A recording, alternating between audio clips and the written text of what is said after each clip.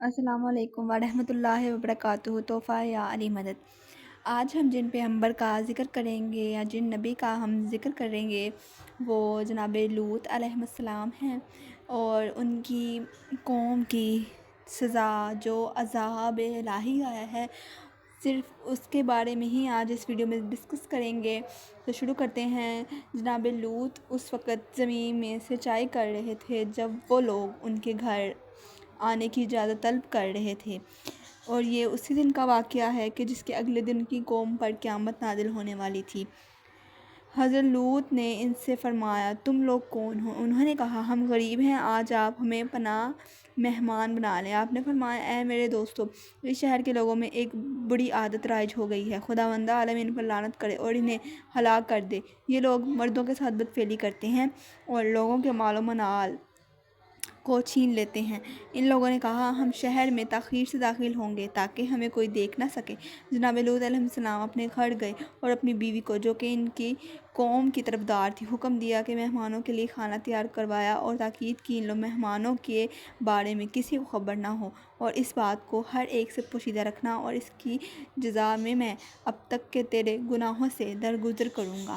بیوی نے حامی بھر لی۔ جناب لوط علیہ السلام کی بیوی نے اپنے اور قوم کے درمیان ایک علامت معین کر رکھی تھی، یعنی جب بھی حضرت لوط علیہ السلام کے یہاں دن میں کوئی مہمان آتا تھا تو ان کی بیوی چھت پر جا کر دھواں کر دیتی تھی تاکہ قوم کو معلوم ہو جائے کہ مہمان آئے ہیں، اور جب کوئی مہمان رات میں آتا تھا تو آگ روشن کر دیتی تھی۔ جس دن جبرائیل اور دیگر ملائکہ حضرت لوط علیہ السلام کے گھر آئے تو ان کی بیوی گھر کی چھت پر گئی اور آگ روشن کر دی تاکہ قوم والوں کو نئے مہمانوں کی آمد سے باخبر کر دیا۔ شہر کے لوگ روشن آگ دیکھ کر یہ سمجھ گئے کہ حضرت لوط علیہ السلام کے یہاں مہمان آئے ہیں، لہذا تیزی سے ان کی طرف دوڑے اور ایک ہجوم لگ گیا۔ چنانچہ خداوند عالم فرماتا ہے، جب یہ لوگ لوط کے گھر پہنچے تو کہا، اے لوط، کیا ہم نے آپ پر مہمانوں کے بلانے کی پابندی عائد نہیں کی تھی؟ جناب لوط علیہ السلام نے ان سے فرمایا، ہماری لڑکیاں تمہارے لیے پاک و پاکیزہ ہیں، تم لوگ خدا سے ڈرو اور مجھے مہمانوں کے سامنے اپنے برے عمل سے رسوا اور شرمندہ نہ کرو، کیونکہ کیا تمہارے درمیان کوئی عقل مند شخص نہیں ہے جو تمہیں اس برے عمل سے روکے۔ یہ پورا واقعہ بحار الانوار جلد 12 صفحہ نمبر 158 میں موجود ہے۔ اسی واقعے پر امام جعفر صادق علیہ السلام فرماتے ہیں، حضرت لوط علیہ السلام نے جو یہ فرمایا کہ اس سے ان کا مقصد یہ تھا کہ لوگ لڑکیوں اور عورتوں سے شادی کریں اور جنسی خواہشات سے شرعی اور عاقلانہ طور پر استفادہ کریں، اور چنانچہ خدا کے پیغمبر امت کے باپ ہوتے ہیں اور لوگوں کو حلال امور کی طرف رہنمائی کرتے ہیں، نہ کہ لوگوں کو حرام کی دعوت دیتے ہیں۔ اسی لیے حضرت لوط علیہ السلام نے فرمایا کہ تم لوگوں کا ہماری لڑکیوں سے شادی کرنا تمہارے لیے پاکیزہ عمل ہے۔ اس بدبخت جو قوم تھی جناب لوط کی، انہوں نے کہا، کہ آپ کو معلوم ہے کہ ہمیں ان لڑکیوں سے کوئی رغبت اور دلچسپی نہیں ہے، اور آپ خوب جانتے ہیں کہ ہم کیا کرنے والے ہیں۔ جناب لوط علیہ السلام جب ان لوگوں سے مایوس ہو گئے تو کہا، کاش میں تم لوگوں سے مقابلہ کرنے کی قدرت و توانائی رکھتا، یا میں کسی مضبوط قلعے میں پناہ لے سکتا۔ اسی واقعے پر پھر امام جعفر صادق علیہ السلام فرماتے ہیں کہ خداوند عالم نے حضرت لوط علیہ السلام کے بعد کسی بھی پیغمبر کو مبعوث نہیں کیا مگر یہ کہ وہ اپنی قوم کے درمیان صاحب قدرت و احترام رہا ہے۔ اسی کے ساتھ امام جعفر صادق علیہ السلام پھر فرما رہے ہیں کہ جو لفظ قوت جو انہوں نے جناب لوط نے اوپر فرمایا ہے، کاش میں تم لوگوں سے مقابلہ کرنے کی قدرت و توانائی رکھتا، تو عربی میں انہوں نے کہا ہے قواتو، ٹھیک ہے۔ تو لفظ قوت کی تفسیر کے بارے میں فرماتے ہیں کہ اس سے مراد حضرت قائم ہیں، اور ایک اور لفظ عربی میں ہے۔ لوط علیہ السلام نے ایک لفظ اور فرمایا تھا عربی میں ذقنی شدید سے مراد، جو امام نے فرمایا ہے کہ ذقنی شدید سے مراد آپ کے 313 اصحاب و انصار ہیں۔ اب اس سے اور امام سے اور نبی سے کیا تعلق ہے اس حدیث کا، وہ تو وہی بہتر جانتے ہیں جن کو زیادہ عقل ہے یا فہم ہے۔ ہم نے یہاں پر امام کا وہ فرمان بیان فرمایا ہے جس میں انہوں نے اس کی تشریح کی ہے۔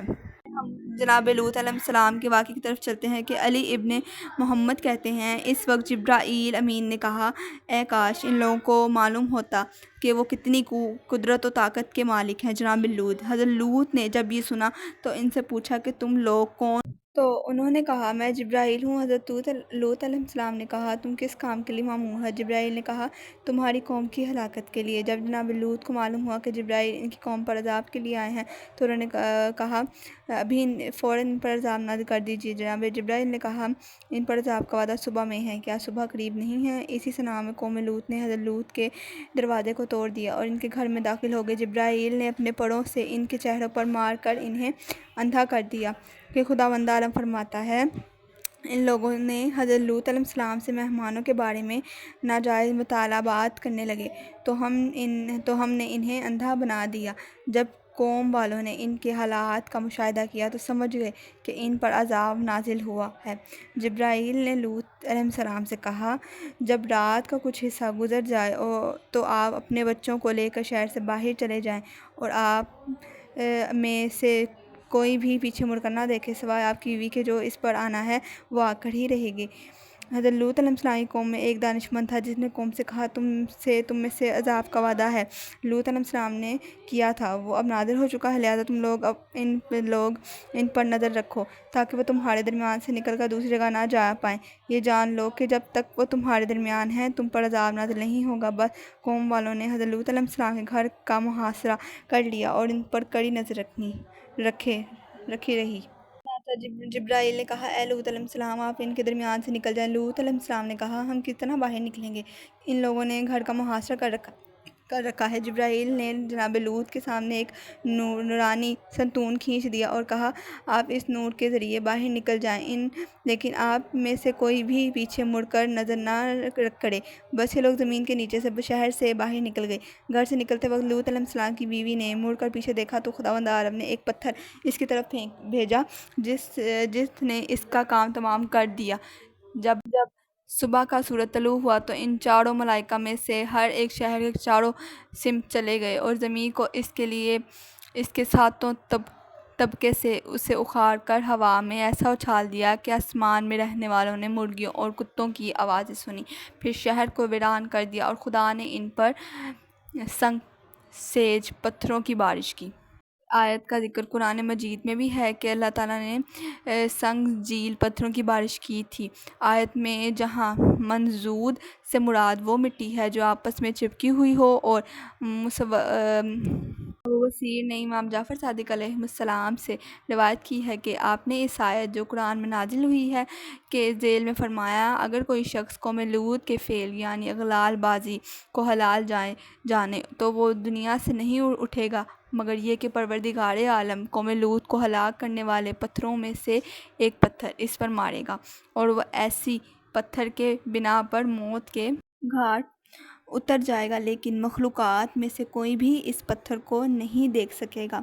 تو اس جو پورے واقعے کے حوالے ہیں وہ نیچے ڈسکرپشن میں ہوں گے، آپ جا کے دیکھ لیجئے گا اور آپ سب اپنا بہت خیال رکھیے گا۔ اگر آپ سب کو ویڈیو اچھی لگی ہو تو ویڈیو کو لائک اور چینل کو سبسکرائب کرنا مت بھولیے گا۔ اللہ حافظ۔